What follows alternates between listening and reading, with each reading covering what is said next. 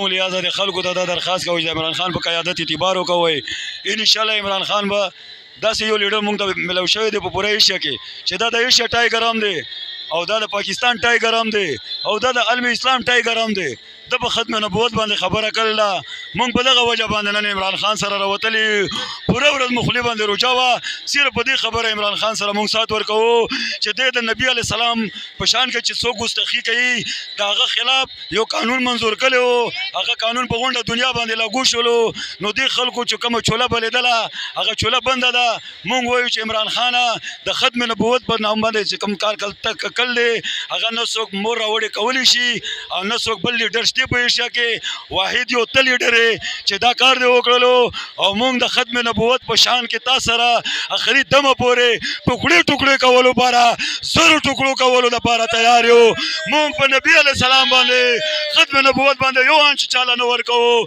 زنده باد عمران خان چې دا کار دی وکړو په بین الاقوامي سطح باندې دی وکړلو او په پاکستان کې لا څوک داسې مور او زوی نه راوړي چې د نبي علیه السلام په شان کې دی خبره وکړي. عمران خان لیڈر ہے. عمران خان پورا ٹائگر ہے. عمران خان ایشیا کا لیڈر ہے.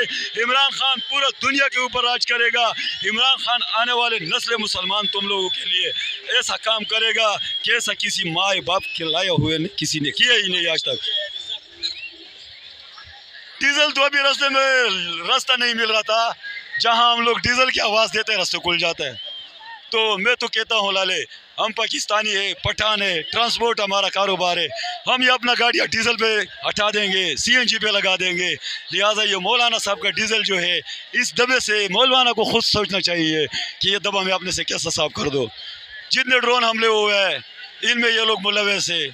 جتنے پاکستان کی خود مختاری کے اوپر حملے ہوئے یہ لوگ ملوث ہے. سالالہ چیک پوسٹ پہ 24 فوجیوں کو ان لوگوں نے مارا ہے. اس نے ممتاز قادریوں کو پھانسی دیا ہے.